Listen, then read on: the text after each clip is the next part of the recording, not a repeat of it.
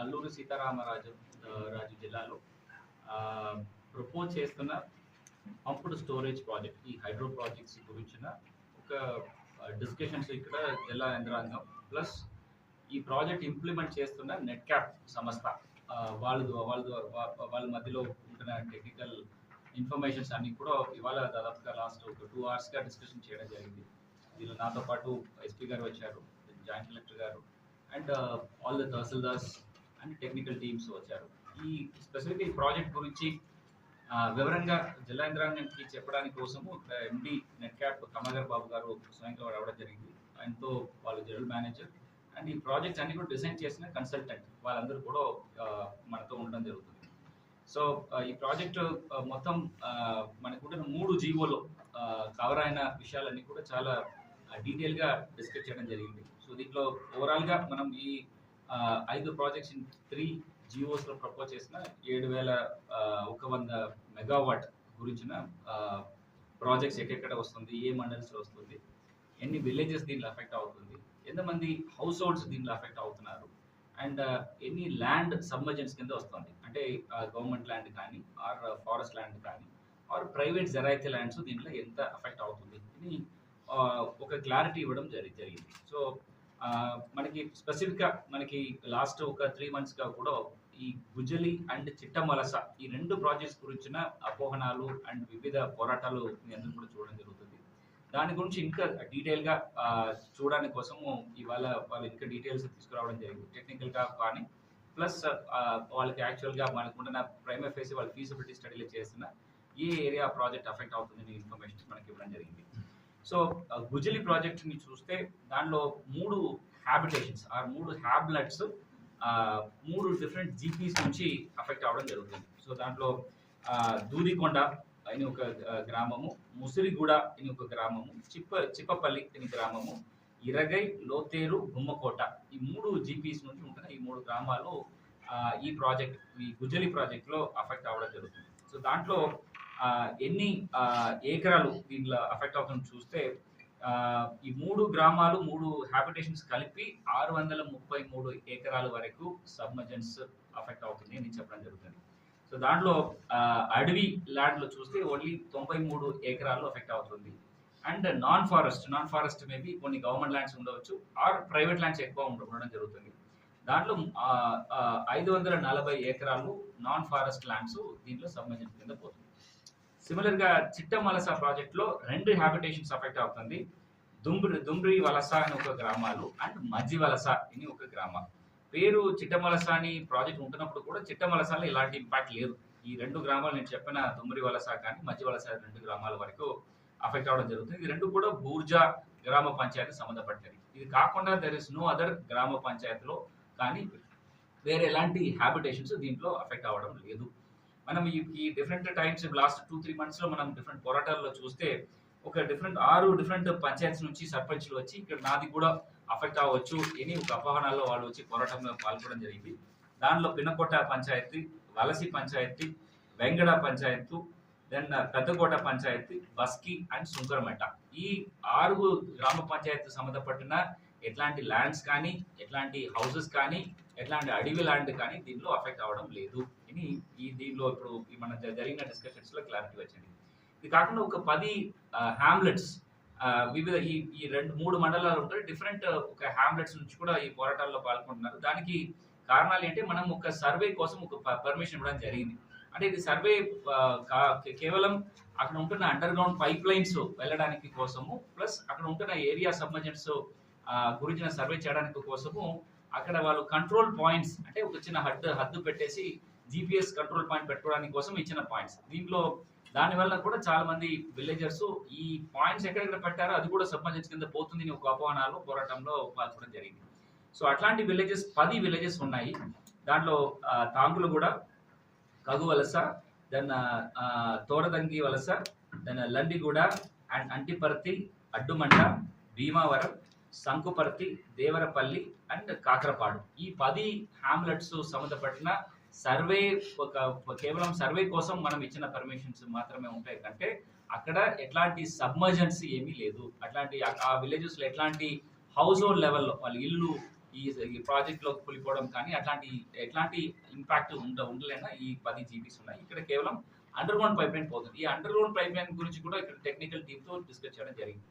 దీని వలన ఆ విలేజెస్ కానీ అక్కడ ఉంటున్న అడవిలకి కానీ అక్కడ ఉంటున్న అగ్రికల్చర్ పొలంకి ఎట్లాంటి ఇంపాక్ట్ ఉంటుందా కాదా అని డిస్కస్ చేసినప్పుడు ఈ పైప్ లైన్ కూడా దాదాపుగా 5 మీటర్ లోపల పోతుంది అంటున్నారు. సో దానివల్ల దానిపైన ఎట్లాంటి వ్యవసాయం చేసుకోవడం కానీ ఎట్లాంటి ఇల్లులు కట్టుకోవడంలో కానీ ఎట్లాంటి ఇష్యూస్ లేదు అని వాళ్ళు మనకి క్లారిటీ ఇవ్వడం జరిగింది. సో ఈ ప్రాసెస్ లో మనం మొత్తంగా మనం ఈ 2 ప్రాజెక్ట్ స్పెసిఫిక్ గా ఇంకా డీటెయిల్ గా పోతే ఓన్లీ ఈ 5 గ్రామాల్లో 5 జీపీస్ వరకు మాత్రమే ఇంపాక్ట్ ఉంటుంది అని వాళ్ళు క్లారిటీ ఇవ్వడం జరిగింది. రెండవది, ఇప్పుడు ఈ ప్రాజెక్ట్ గురించి చాలా అపోహనాలు చెప్పారు. అంటే ఏంటి, గ్రామ సభలో ఈ పబ్లిక్ ఒపీనియన్ లేకుండానే ఈ ప్రాజెక్ట్ ముందుకు వెళ్తున్నారు అని ఒక అపోహనాలు వాళ్ళు క్రియేట్ చేయడం జరిగింది. సో దాని గురించి కూడా అడగడం జరిగింది. ఇప్పుడు ఈ నెట్ క్యాప్ ఎంపీ గారు ఏం చెప్పారంటే ఇది చాలా ప్రిలిమినరీ ఒక స్టేజ్ లో ఉంటుంది. అంటే ఒక ఫీజిబిలిటీ స్టడీ చేయడానికి కోసం గవర్నమెంట్ ఒక జీవో ఇవ్వడం జరిగింది. దానికంటే ఈ ప్రాజెక్ట్ ముందుకు వెళ్ళడానికి కావాల్సిన డిఫరెంట్ స్టేజెస్ ఉన్నాయి. దాంట్లో ఫస్ట్ స్టేజ్ ప్రిలిమినరీ ఇప్పుడు ఫీజిబిలిటీ సర్వే అయిన తర్వాత సెకండ్ స్టేజ్ ఇప్పుడు ఏరియల్ సర్వే చేయడం జరుగుతుంది. ఆ ఏరియల్ సర్వే ఇప్పుడు మన జిల్లాలో జరుగుతున్న ఒక పద్ధతి. అది కూడా ఈ పోరాటాలు చేసిన తర్వాత ఆ డ్రోన్స్ కానీ జీపీఎస్ ఎక్విప్మెంట్స్ అన్ని కూడా తీసి పక్కన పడడం జరిగింది. ఎందుకంటే ప్రజల్లో ఒక అపోహరాలు వచ్చి ఇది ఈ పర్మిషన్ లేకుండా ముందుకు వెళ్తున్నారని ఎట్లాంటి ఒక ఇంప్రెషన్ క్రియేట్ చేయకూడదని కోసమే స్పెసిఫిక్ గా గౌరవ ఇన్ఛార్జ్ మంత్రి వారిలు కూడా ఒక ఆదేశం కొరక ఈ ప్రాజెక్ట్ సర్వే కూడా ఆపడం జరిగింది. ఎట్లాంటి డ్రోన్స్ కానీ ఎట్లాంటి సర్వే కానీ చేయకూడదు అని స్పష్టంగా చెప్పాము. ఆ డ్రోన్స్ కూడా ఎక్కడ మనం పెట్టుకున్నారని కూడా ఇన్ఫర్మేషన్ ఉంది. బట్ ఇప్పుడు నిన్న వాళ్ళు పెట్టిన పత్రిక, వాళ్ళు సబ్మిట్ చేసిన పెటిషన్స్ లో ఇప్పుడు కూడా డ్రోన్స్ ఎగురుతున్నాయి, హెలికాప్టర్స్ తిరుగుతున్నాయి అని రకరకాల ఒక అపోహనాలు కింద స్థాయిలో సమ్ అన్స్క్రూపులస్ ఎలిమెంట్స్ అది క్రియేట్ చేయడం జరిగింది. ఎస్పీ గారు కూడా స్పష్టంగా చెప్పడం జరిగింది. ఈ డ్రోన్స్ ఎగిరిన విషయాల్లో చిన్న డ్రోన్స్ వాడుతున్నారు. అది కూడా ఈవినింగ్ టైంలో, నైట్ టైంలో ఎగురుతుంది. సో సర్వేలు ఇప్పుడు కూడా బ్రైట్ సన్లైట్ లా చేయాలి. నైట్ చేస్తున్నారంటే ఎవరో ఒకరు ఈ ఉన్న ప్రజల్ని రెచ్చగొట్టడానికి కోసము, ఈ ప్రాజెక్ట్ గురించి వ్యతిరేకాలు తీసుకురావడానికి కోసము వాళ్ళు చేసిన ఒక ప్రయత్నం అని కూడా మనకున్న ఇన్వెస్టిగేషన్ ఇంటెలిజెన్స్ రిపోర్ట్స్ రావడం జరుగుతుంది. అట్లాంటి వాళ్ళ మీద కూడా కఠిన క్రిమినల్ చర్యలు తీసుకోవడానికి ఆల్రెడీ ఆదేశం ఇచ్చాము. మన పోరాటదారులు కూడా అదే వాళ్ళు విజ్ఞప్తి కూడా చేయడం జరిగింది. సో ఈ 2 విషయాలు ఉన్నది. ఇప్పుడు మనం చేసిన ఈ ఫీజిబిలిటీ అండ్ ఏరియల్ సర్వే తర్వాత ఎన్విరాన్మెంటల్ క్లియరెన్సెస్ తీసుకోవాలి. దానికి పొల్యూషన్ కంట్రోల్ క్లియరెన్సెస్ తీసుకోవాలి, తర్వాత ఫారెస్ట్ క్లియరెన్సెస్ తీసుకోవాలి. 3 మనం రెడీ అయిన తర్వాత మనం పబ్లిక్ ఒపీనియన్ కి ప్రజల దగ్గర వెళ్తాం. అప్పుడు ప్రజలకి ఈ ప్రాజెక్ట్ గురించి పూర్తిగా వివరాలు ఇచ్చేసి ఈ ప్రాజెక్ట్ ఉంటున్న వలన ఏమి ఇంపాక్ట్, ఎన్విరాన్మెంటల్ ఇంపాక్ట్ ఏముంటుంది, సొసైటీకి ఎట్లాంటి ఇంపాక్ట్ ఉంటుంది, ఈ ప్రాజెక్ట్ వలన ఈ ఏరియాకి ఎట్లాంటి అభివృద్ధి వస్తుంది, ఏదైనా ఉపయోగం ఉంటుందా లేదా, ఉపాధి ఎంత వస్తుంది, దీని గురించిన విషయాలు పూర్తిగా పబ్లిక్ తో డిస్కస్ చేసి వాళ్ళ ఒపీనియన్ తీసుకొని తర్వాత అక్కడ ఉన్న పేసా అండ్ గ్రామ సభ రెసల్యూషన్స్ ఇచ్చిన తర్వాత మాత్రమే ఈ ప్రాజెక్టు కొనసాగడానికి మనం గవర్నమెంట్ నుంచి పర్మిషన్ వస్తుంది. ఇది గవర్నమెంట్ ఆఫ్ ఏపీ పర్మిషన్ ఇచ్చి గవర్నమెంట్ ఆఫ్ ఇండియా పర్మిషన్ ఇచ్చిన తర్వాత మాత్రము ఈ ప్రాజెక్ట్ మనం ముందుకు వెళ్ళడం జరుగుతుంది. ఈ ప్రాజెక్ట్ లో ఇంకొక ముఖ్యమైన అపోహనం ఏంటంటే ప్రైవేట్ వివిధ వ్యవస్థలకి గవర్నమెంట్ ఈ ఏరియాని ఇచ్చేసింది. ఈ ల్యాండ్ గురించిన విషయాల గురించి కూడా ఈ వినతి పత్రంలో ఇవ్వడం జరిగింది. దాని గురించి నెట్ క్యాప్ ఎంపీ గారితో మాట్లాడుతున్నప్పుడు ఈ ప్రాజెక్ట్ అలాట్ చేయడం నెట్ క్యాప్ కే ఇచ్చారు. నెట్ క్యాప్ కూడా ఒక రెన్యూవబుల్ ఎనర్జీ కోసము గవర్నమెంట్ ఆఫ్ ఏపీ ఎస్టాబ్లిష్ చేసిన ఒక వ్యవస్థ. ఇది పబ్లిక్ సెక్టర్ అండర్టేకింగ్ కింద ఉంటుంది. దానివల్ల ఇక్కడ మనం సేకరణ చేసిన ల్యాండ్స్ అన్ని కూడా నెట్ క్యాప్ వ్యవస్థకు మాత్రమే ట్రాన్స్ఫర్ చేస్తాం. దానివల్ల ఇది థర్డ్ పార్టీకి, ప్రైవేట్ వ్యక్తికి ఇక్కడ ఉంటున్న మన ఏజెన్సీ ల్యాండ్స్ ట్రాన్స్ఫర్ అవ్వదు. దీని గురించి కూడా ఇవాళ క్లారిటీ ఇచ్చారు. గతంలో ఇచ్చిన జీవోలో దాని గురించిన క్లారిటీ లేని వలన దాని గురించిన క్లారిటీ కూడా ఒక జీవో సవరణ ద్వారా కానీ దేని ద్వారా చేయాలని నెట్ క్యాప్ ఎంపీ గారితో కోరడం జరిగింది. అది కూడా ప్రభుత్వంలో పెట్టి అది డిస్కషన్ చేయడం జరుగుతుంది. సో ఆ డిస్కషన్ అయిన తర్వాత గవర్నమెంట్ ఒక క్లారిటీ ఇస్తారు ఎట్లా ముందుకు సాగాలని. ఫైనల్ గా మనకి ఈ ఏరియాలో ఎట్లాంటి బెనిఫిట్స్ ఈ ప్రాజెక్ట్ వలన ఉంటుంది దీని గురించి కూడా దాదాపుగా చాలా కాలం డిస్కస్ చేసాము. ఇవి అఫెక్ట్ అయిన విలేజెస్ కి ఏమి ఉపయోగం ఉంటుంది, అఫెక్ట్ అవ్వకుండా ఉంటున్న చుట్టూ ఉన్న విలేజెస్ కి దీనివల్ల ఏమి ఉపయోగం ఉంటుంది అని చూస్తే ఫస్ట్ మొట్టమొదటిగా ఎంప్లాయ్మెంట్ బెనిఫిట్స్ మనకి ఏమి వస్తుంది. ఏదో ఒక ప్రాజెక్ట్ వస్తే ఇక్కడ వేలల్లో మనకి గిరిజనుల యువతులు మంచిగా చదువుకొని వాళ్ళు అన్ఎంప్లాయిడ్ గా తిరగడం మనకి చూస్తున్నాము. వాళ్ళందరికీ ఇది ఈ ప్రాజెక్ట్ వలన ఏదైనా ఉపయోగం ఉందా లేదా అని అడుగుతున్నప్పుడు వాళ్ళు ఉన్న ప్రీవియస్ ఎక్స్పీరియన్సెస్ వాళ్ళే చెప్తారు. మిగిలిన ప్రాజెక్ట్స్ అదర్ దాన్ ఏఎస్ఆర్ కాకుండా డిఫరెంట్ జిల్లాలో నంద్యాల, కర్నూలు, కడపలో ఇట్లాంటి similar kind of net cap చేసిన ప్రాజెక్ట్స్ లో ఎట్లాంటి ఉపయోగం అక్కడ ఎంప్లాయ్మెంట్ ద్వారా వచ్చింది, ఆ ఏరియా అభివృద్ధికి ఎట్లాంటి కార్యాచరణలు వాళ్ళు తీసుకున్నారని గురించి కూడా వాళ్ళు డిస్కస్ చేయడం జరుగుతుంది. ప్రైమ్ ఫేస్ చూస్తే ఈ ఈ రెండు ప్రాజెక్టుల వరకే ఉజ్జలి చిత్తమలసాలకు మాత్రమే ఈ ప్రాజెక్ట్ జరుగుతున్నప్పుడు ఈ ప్రాజెక్ట్ కూడా ఒక 3 to 4 సంవత్సరం ఈ ప్రాజెక్ట్ కంప్లీషన్ తీసుకోవడం జరుగుతుంది. దాంట్లో దాదాపుగా 4800 మందికి డైరెక్ట్ అండ్ ఇండైరెక్ట్ గా వాళ్ళకి ఉపాధి ఇవ్వచ్చు. సో దాంట్లో స్కిల్డ్ అండ్ అన్స్కిల్డ్ ఎంత పర్సెంటేజ్ ఉంటుంది చూస్తే దాదాపుగా ఒక 70% విల్ బి మనకి ఐ మీన్ అన్స్కిల్డ్ రిక్వైర్మెంట్ ఉంటుంది and 30% during constructions skilled employment ఉంటుంది.